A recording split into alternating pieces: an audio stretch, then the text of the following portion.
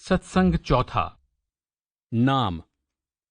संसार के सभी धर्मों के लोग, हिंदू, मुसलमान, सिख, ईसाई, यहूदी आदि, ये मानते हैं कि बिना नाम के मुक्ति प्राप्त नहीं हो सकती। परंतु वो नाम है क्या? क्या वो राम, रहीम, करीम, केशव, गॉड या संसार में प्रचलित अनेक नामों में से कोई एक है? किसी भक्त का कथन है, हरि के 1000 नाम, लाख नाम केशो के, बिशन के करोड़ नाम, पद्म नाम माधो के। आपने विष्णु सहस्त्र नाम के बारे में सुना होगा। इसमें प्रभु के 1000 नाम दिए गए हैं, जिनका कुछ हिंदू भक्त प्रतिदिन प्रातः उठकर पाठ करते हैं। गुरु गोबिंद सिंह जी ने जाप साहब में प्रभु को लगभग 1200 नामों से याद किया है। परंतु वो नाम कौन सा है जिसके बिना मुक्ति नहीं मिल सकती? महान सूफी संत मौलाना रूम अपनी मसनवी के आरंभ में कहते हैं, ब नामे ऊ की ऊ नामे नदारद, ब हर नामे की ख्वानी सर बरारद। अर्थात उसके नाम से शुरू करता हूं जिसका कोई नाम नहीं, परंतु उसे किसी नाम से भी पुकारो, वो उत्तर अवश्य देता है। ये बिल्कुल सच है। उस शक्ति की महानता से इनकार नहीं किया जा सकता, परंतु इससे कुछ फर्क नहीं पड़ता कि उसे किस नाम से पुकारा जाता है। यदि किसी सोते हुए व्यक्ति को उसका नाम लेकर पुकारा जाए तो वो झट से जाग उठता है और उत्तर देता है। तो ये कैसे संभव है कि प्रभु, जो सदा जागृत है, अपना नाम पुकारे जाने पर उत्तर नहीं देगा? परंतु हमें उससे बात करने का तरीका मालूम नहीं है, हमें उसे पुकारना ही नहीं आता।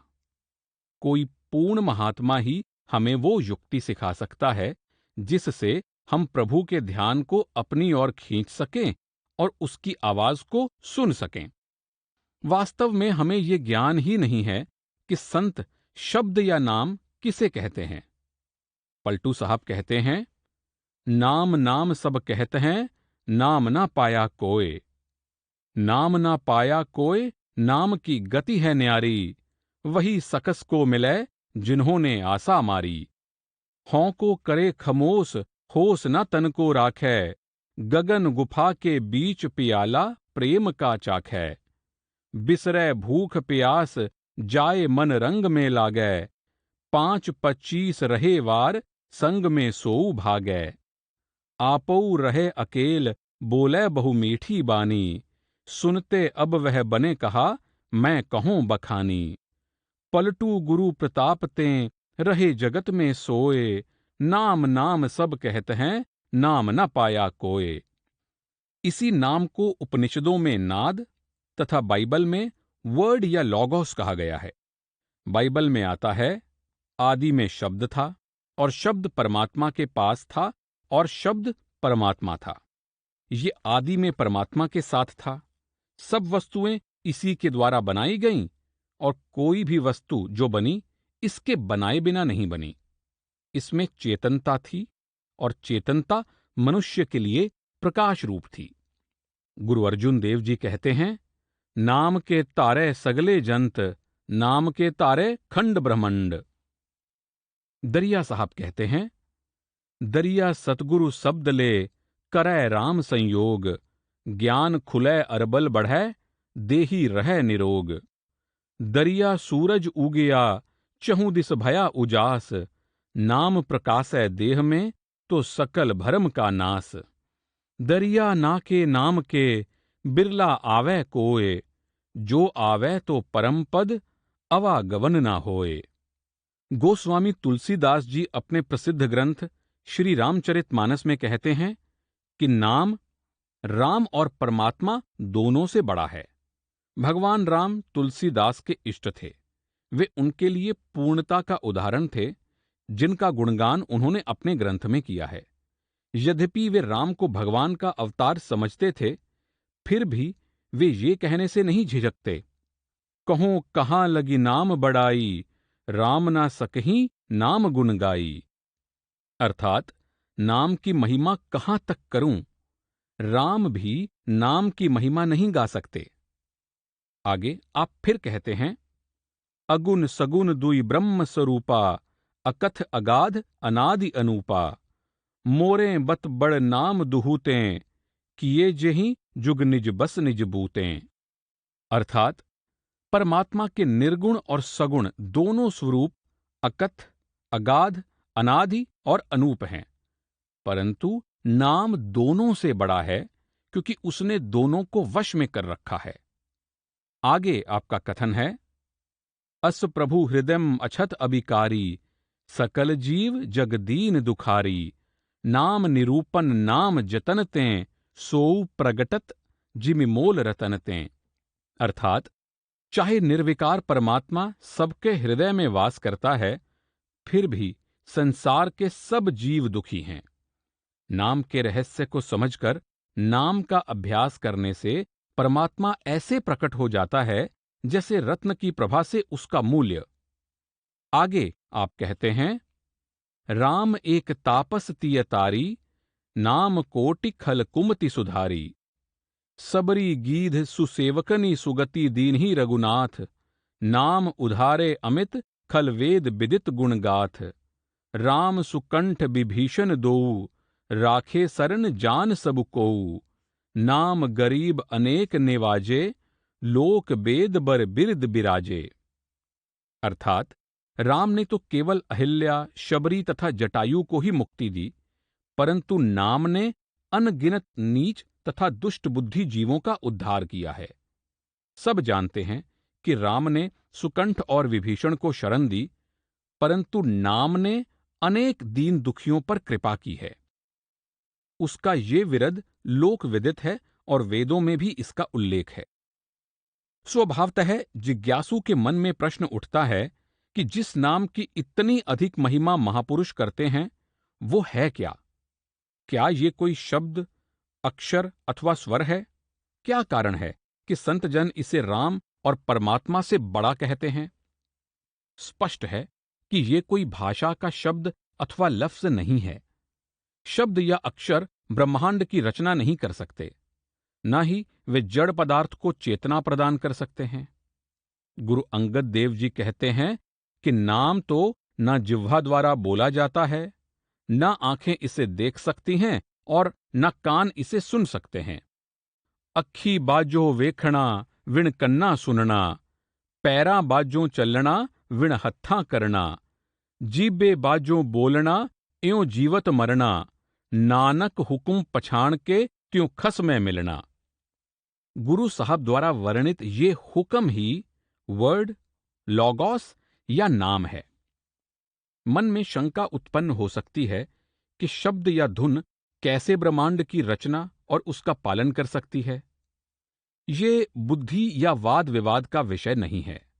बुद्धि हमें एक सीमा तक ही ले जा सकती है, उससे आगे आंतरिक अनुभव की सहायता लेनी पड़ती है, और जब तक हमारी अंतर्दृष्टि या रूहानी ज्ञान की शक्ति का विकास नहीं होता, हमें उन महापुरुषों के आंतरिक अनुभव का सहारा लेना पड़ेगा जो स्वयं अंतर में गए हैं और जिन्होंने स्वयं वास्तविकता को देखा है। तब तक हमें वाद विवाद के स्थान पर विश्वास से काम लेना होगा।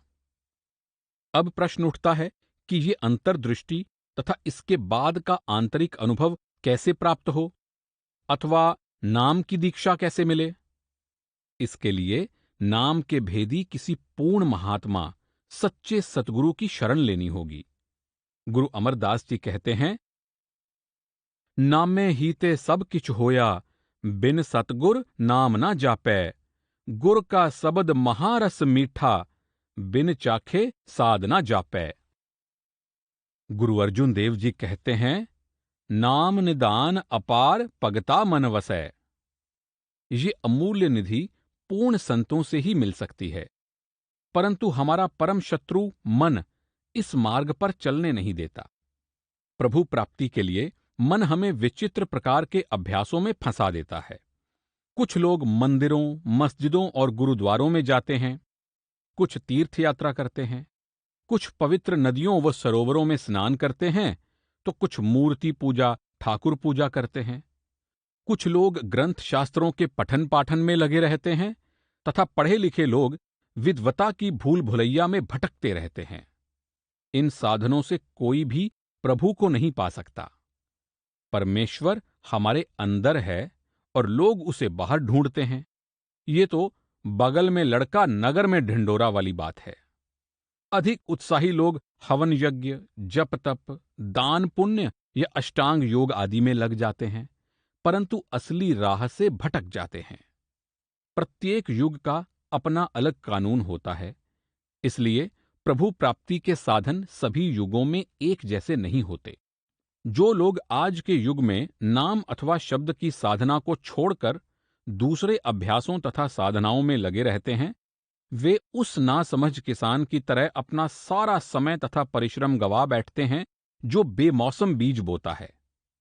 गुरु अर्जुन देव जी कहते हैं, अब कलु आयो रे, इक नाम बोवो बोवो, अन रूत नाही नाही, मत परम पूल्हो पूल्हो। पुराने युगों का कानून आज के युग पर लागू नहीं होता। फिर इस युग का कानून क्या है? गुरु अर्जुन देव जी कहते हैं, कलयुग में कीर्तन परदाना, गुरुमुख जपिए लाए त्याना। स्वामी जी महाराज भी कहते हैं, गुरु कहें खोल कर भाई, लग शब्द अनाहद जाई, बिन शब्द उपाव ना दूजा, काया का छुटे ना कूजा। शब्द अभ्यास का तरीका किसी पूरे गुरु से ही जाना जा सकता है। पलटू साहब कहते हैं, संत स्नेही नाम है, नाम स्नेही संत। नाम स्नेही संत नाम को वही मिलावें, वे हैं वाकिफकार, मिलन की राह बतावें।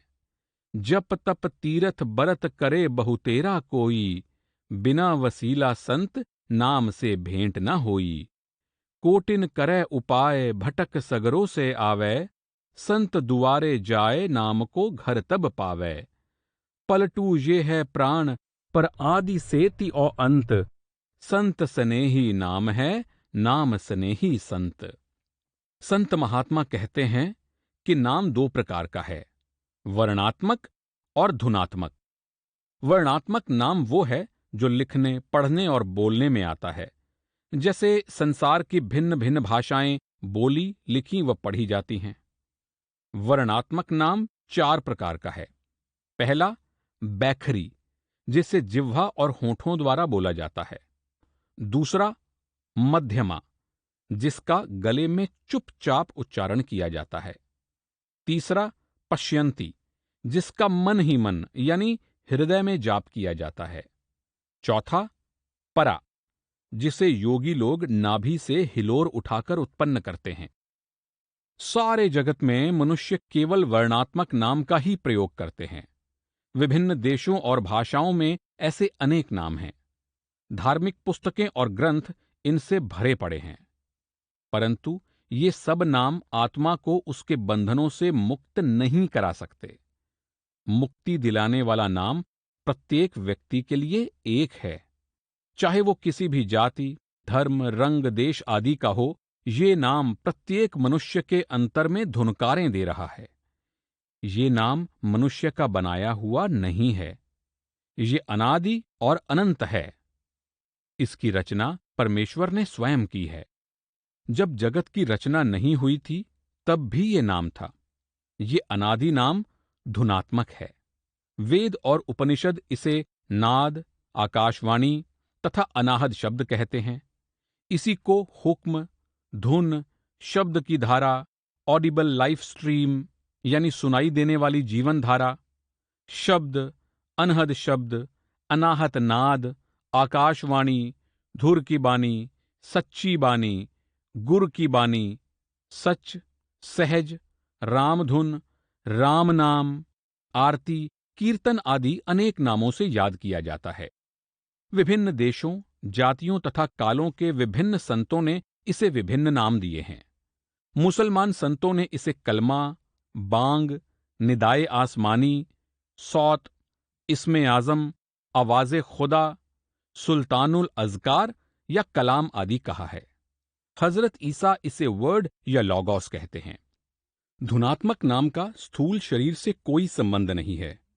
ये ना लिखने, पढ़ने या बोलने में आता है और ना ही इंद्रियों द्वारा जाना जा सकता है। केवल आत्मा ही इसका अनुभव कर सकती है, और वो भी तब जब कोई पूरा गुरु हमें आत्मा को इसके साथ जोड़ने की युक्ति बता दे। वर्णात्मक तथा धुनात्मक नाम का अंतर तब समझ में आता है जब मनुष्य पूरे गुरु की दया मेहर से अपने अंदर तीसरे तिल पर ध्यान एकाग्र कर लेता है, जहां धुनात्मक नाम दिव्य ध्वनि शब्द यानी प्रभु की आवाज धुनकारें दे रही है।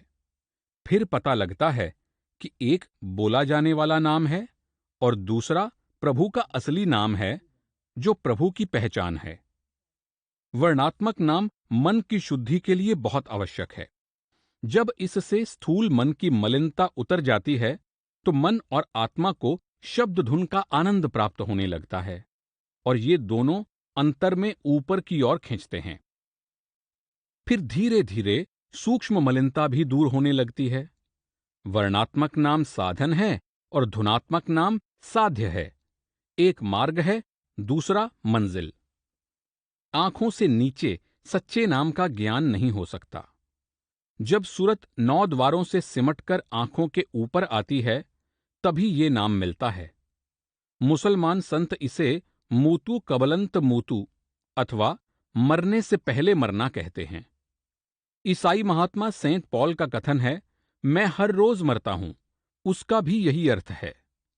जब आत्मा जीते जी शरीर के 9 द्वार खाली करके 10वीं गली में प्रवेश करती है तो इसे नाम अथवा दिव्य धुन सुनाई पड़ती है, जो आंखों के पीछे तीसरे तिल में धुनकारें दे रही है।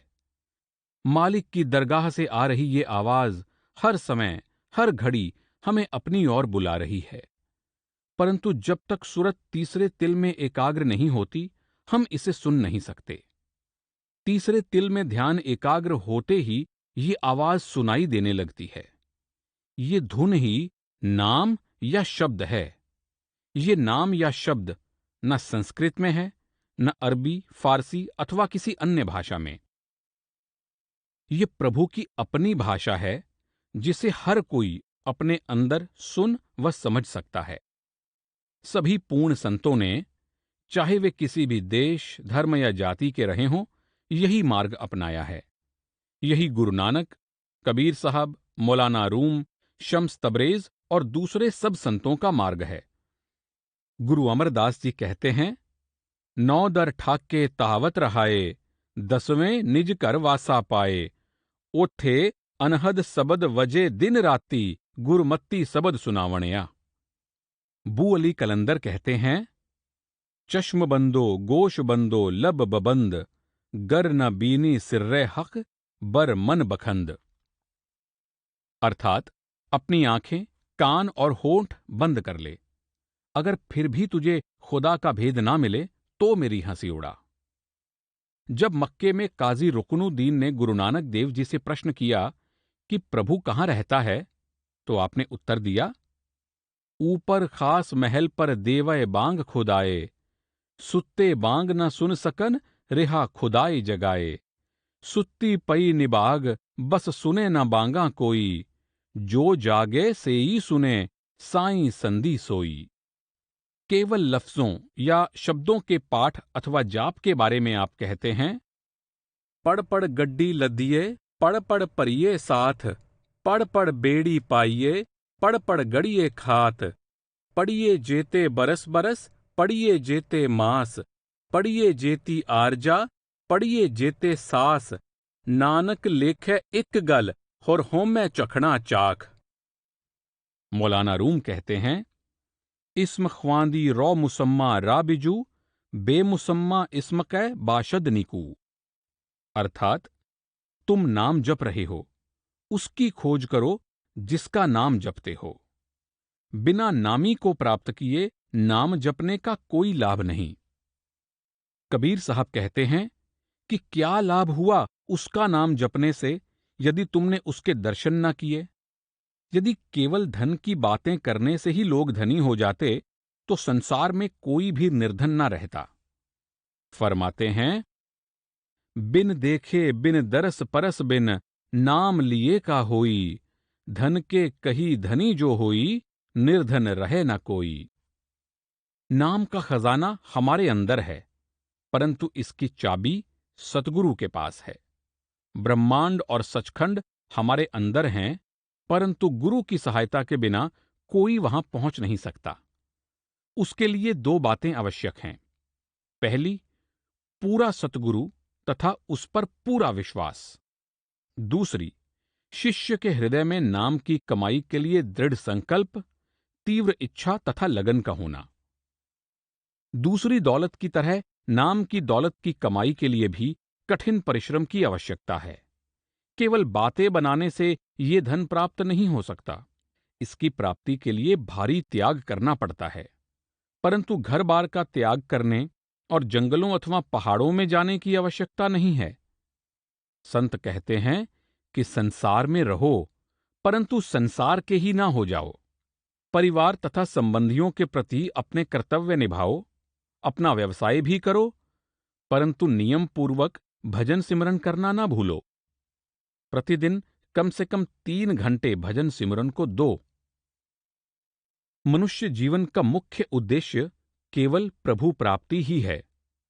गुरु अर्जुन देव जी का कथन है, कई जन्म पय कीट पतंगा, कई जन्म गजमीन कुरंगा, कई जन्म पंखी सर्प होयो, कई जन्म हैवर बृख जोयो, मिल जगदीश मिलन की बरिया, चिरंकाल ए दे संजरिया। माता पिता, बाल बच्चे तथा परिवार तो हमें हर जन्म में मिलते रहे हैं। खाना पीना, सोना, लालच और काम पूर्ति भी सब योनियों में होते रहे हैं। मानव शरीर की श्रेष्ठता इसमें है कि केवल इस योनि में ही प्रभु से मिलाप हो सकता है तथा 84 के कैद खाने से स्थायी मुक्ति पाई जा सकती है। ये मान किसी दूसरी योनि को प्राप्त नहीं है। ये वो अवसर है जब हम पूर्ण गुरु की खोज कर सकते हैं तथा उससे युक्ति प्राप्त कर अपने निज घर वापस पहुंच सकते हैं, जहां से दोबारा इस संसार में ना आना पड़े। संत महात्मा इस कार्य में हमारी सहायता के लिए आते हैं। वे चोरों, ठगों और अपराधियों पर भी दया की वर्षा करते हैं। पशु पक्षियों और सब जीवों से वे प्यार करते हैं। धोबी मैले से मैला, गंदे से गंदा कपड़ा भी धोने से इनकार नहीं करता, क्योंकि वो जानता है कि पहली नहीं तो दूसरी धुलाई में कपड़ा साफ कर लूंगा। इसी प्रकार संत बड़े से बड़े पतितों को भी अपने द्वार से खाली नहीं लौटाते और उन्हें भी अपनी शरण में ले लेते हैं। उनकी दृष्टि मन और माया के मैल से ढकी हुई आत्मा की निर्मलता पर होती है। जब हम संतों के उपदेश पर चलते हैं तो ये मैल उतर जाता है। उनका संदेश सुरत शब्द योग का है। केवल शब्द अभ्यासी महात्मा ही पूर्ण संत सतगुरु हो सकता है। जो शब्द अभ्यासी नहीं है वो पूर्ण सतगुरु नहीं है।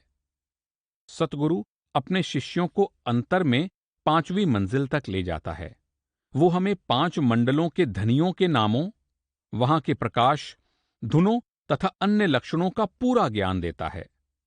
इसी तरह पूर्ण संत सतगुरु अपने शिष्यों को सहस्रार, ब्रह्मलोक आदि को पार कराते हुए सचखंड में अनादि धाम में ले जाता है, जो अमर आनंद का देश है और प्रलय अथवा महाप्रलय की पहुंच से परे है।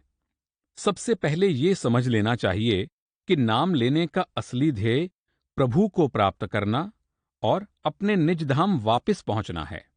धन जोड़ने अथवा मान बढ़ाई की प्राप्ति के लिए नाम का दुरुपयोग नहीं करना चाहिए। प्रायः लोग रिद्धियों सिद्धियों के पीछे भागते हैं। जब ये मिल जाती हैं तो इनका प्रयोग करने के लोभ से बच नहीं पाते। नाम के साधक को सभी सिद्धियां और शक्तियां अपने आप ही प्राप्त हो जाती हैं, परंतु उसे इनकी ओर देखना भी नहीं चाहिए, क्योंकि ये आत्मा को अपने अधीन रखने के लिए केवल काल के हथकंडे हैं। हुजूर महाराज बाबा सावन सिंह जी बार बार अपने सत्संगियों को इनका प्रयोग करने से मना करते थे। हुजूर महाराज जी फरमाया करते थे कि इन शक्तियों का प्रयोग करना अपने खून पसीने की कमाई को व्यर्थ बर्बाद करने के बराबर है। मनुष्य शरीर बेशुमार कीमती और अलौकिक वस्तुओं का असली खजाना है। सच्चे जिज्ञासु को चाहिए कि वो दृढ़तापूर्वक प्रभु से मिलाप के कार्य में लगा रहे तथा रास्ते में आने वाले सब प्रलोभनों तथा गिरावटों से बचे, ताकि वो अपने उद्देश्य की प्राप्ति में सफल हो सके। दूसरी समझने वाली बात यह है कि जब तक जिज्ञासु नाम के साथ नहीं जुड़ता, उसका अहम नष्ट नहीं होता। परिणाम यह होता है कि वो दुखों और बंधनों से मुक्त नहीं हो पाता। दान पुण्य, हठ कर्म, आत्मसंयम, जप तप, पूजा पाठ आदि उसे आवागमन के चक्कर से नहीं छुड़ा सकते। फल की इच्छा से किए गए शुभ कर्म सोने की बेड़ियों के समान हैं तथा अशुभ कर्म लोहे की जंजीरों के समान। दोनों प्रकार के कर्म हमें जन्म मरण की जेल में कैद रखते हैं। इसलिए जिज्ञासु को निर्णय करना है कि वो 9 द्वारों में ही फंसा रहना चाहता है अथवा इससे निकलने के लिए पूरे गुरु से 9 द्वारों से ऊपर उठकर शब्द धुन के साथ जुड़ने की युक्ति सीखना चाहता है। परंतु नाम के अभ्यास के लिए निरंतर यत्न तथा बड़े साहस की आवश्यकता है। जितना समय हम सांसारिक कामों में बिताते हैं, उतना समय यदि भजन सिमरन में लगाएं तो निस्संदेह मुक्त हो जाएंगे। दुख की बात तो ये है कि हम इंद्रियों के भोगों से मुंह नहीं मोड़ते। यद्यपि हम रोज ये कहते सुनते हैं कि नाम यानी वो परमात्मा हमारे अंतर में है, फिर भी हम उस परमात्मा का डर मन में नहीं लाते। किसी नन्हे बालक के सामने भी हम कोई खोटा कर्म करने का साहस नहीं कर सकते। परंतु वो कौन सा घोर पाप या खोटा कर्म है जो हम प्रभु को सर्वव्यापी कहते हुए भी नहीं करते? स्पष्ट है कि हमें तो प्रभु से उतना भी भय नहीं है जितना छोटे बच्चे से होता है। अगर हमारे मन में प्रभु का सच्चा भय उत्पन्न नहीं होता तो सफलता की आशा करना व्यर्थ है। वास्तव में भय और प्रेम साथ साथ चलते हैं और सच्चे प्रेम के लिए दोनों का होना जरूरी है। ऊपर कही गई बातों का सारांश। 1. इस दृश्यमान जगत में कोई भी जीव सुखी नहीं है। 2. सच्ची खुशी तभी प्राप्त होगी जब हम संसार का मोह त्याग कर गुरु द्वारा बतलाए गए मार्ग पर चलते हुए सुरत को तीसरे तिल पर एकाग्र करके अपने निज घर में पहुंच जाएंगे, जो पूर्ण शांति तथा परम आनंद का देश है। ये काम केवल मनुष्य शरीर में ही हो सकता है। 3. नाम के बिना निज घर लौटना यानी प्रभु की प्राप्ति असंभव है। 4. नाम केवल किसी पूर्ण महात्मा, सच्चे गुरु से ही प्राप्त हो सकता है। 5. ये नाम न तो लिखने बोलने में आता है, न इंद्रियों का विषय है। 6. नाम हमारे शरीर में है और अनहद शब्द के मधुर संगीत के रूप में सदैव हमारे अंदर धुनकारें दे रहा है, परंतु केवल आत्मा इसकी अनुभूति कर सकती है। 7. शरीर में भी हम सुरत को तीसरे तिल में एकाग्र करके ही नाम से जुड़ सकते हैं। 8. हमारा लक्ष्य उस मंडल तक पहुंचना है जो अमर है, जन्म और मरण से परे है। 9. जप तप, संयम, दान पुण्य, तीर्थ यात्रा जैसे कर्म शुभ हैं, परंतु ये हमें आवागमन के चक्कर से मुक्त नहीं करवा सकते। शुभाशुभ सभी कर्मों का फल भोगने के लिए वापस जगत में आना पड़ता है। 10. केवल परमात्मा के घर यानी सचखंड से आने वाला शब्द, नाम या मधुर दिव्य संगीत ही हमें उस स्थान तक ले जा सकता है जहां से वो स्वयं आ रहा है, और ये भी केवल पूर्ण सतगुरु के उपदेश पर चलने से ही होता है। 11. यदि हमने मनुष्य जन्म पाकर अपना प्रभु प्राप्ति का मूल उद्देश्य पूरा ना किया तो हम जन्म मरण की अथाह काल कोठरी में ही पड़े रहेंगे।